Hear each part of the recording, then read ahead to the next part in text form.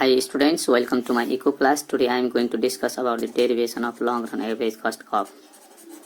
Derivation of long run average cost curve. Long run average cost is the per unit production cost in the long run. It represents the per unit production cost at various level of output in the long run. This long run average cost curve can be derived with the help of the short run average cost curve. In order to explain about the derivation of long run average cost curve, I am going to draw a diagram here. This is the y-axis.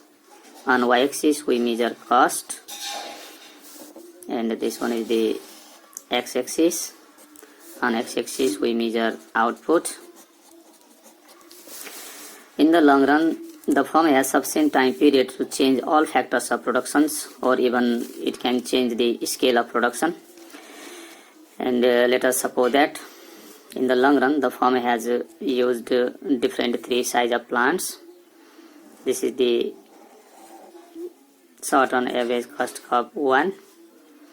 This is another plant that firm uses in the long run, short run average cost curve 2, and this is the third plant that firm uses in the long run, short run average cost curve 3.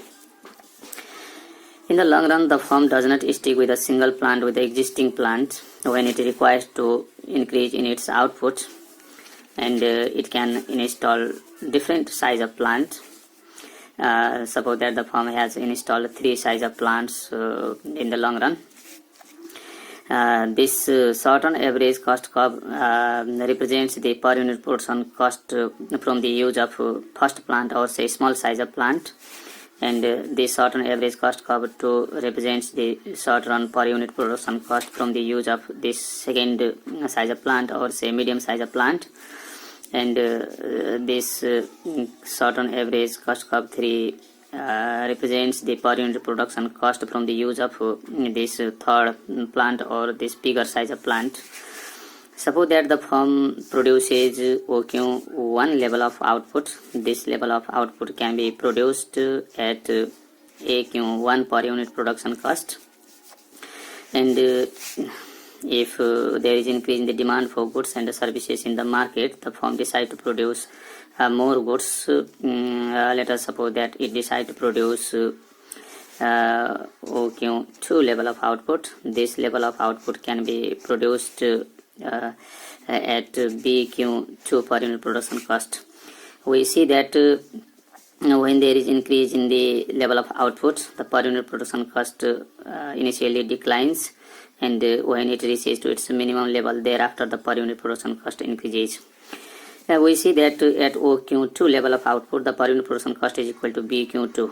This per unit production cost incurs for the use of this first size of plant, and even if the firm installs a new plant and for the production of this OQ2 level of output, the per unit production cost is equal to BQ2. That is why the firm either can use this plant, first size of plant, or this medium size of plant for the production of OQ2 level of output.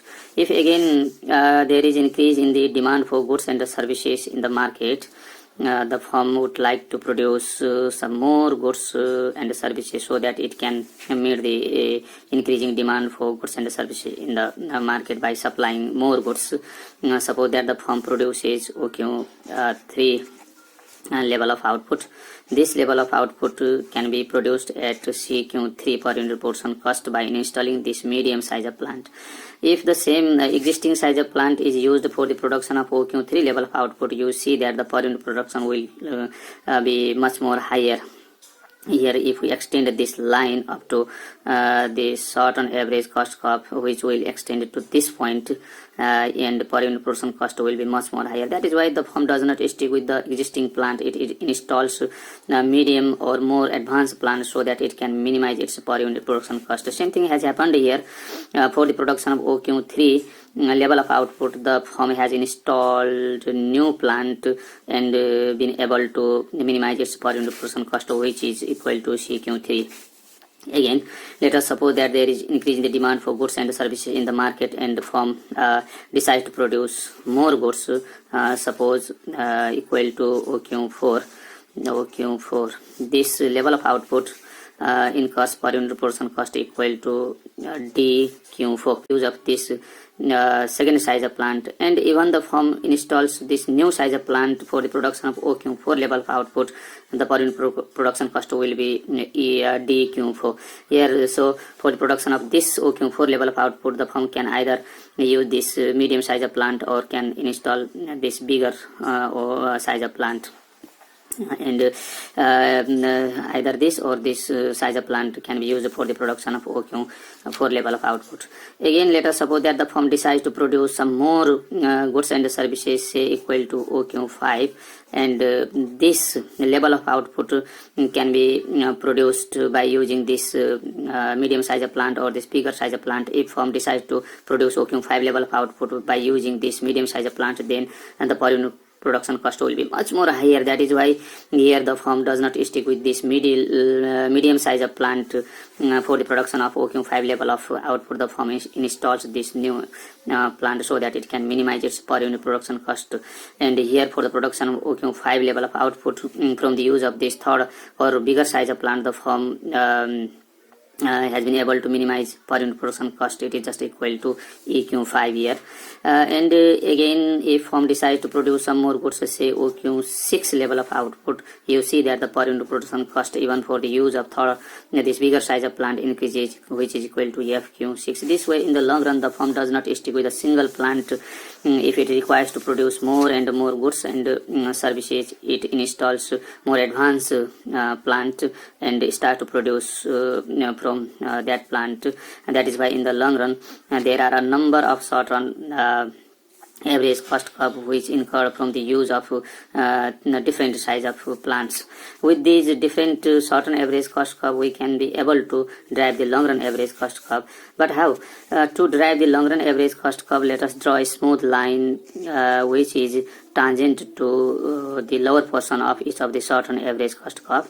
Here we see that the line is smooth line is tangent to short-run average cost curve at point A, and here it is tangent to short-run average cost curve at point C, and thereafter this line is tangent to short-run average cost curve at point A. This is how, by drawing a smooth line in such a way that is tangent to the lower portion of each of the short-run average cost curve, we can drive the long-run average cost curve. Thank you.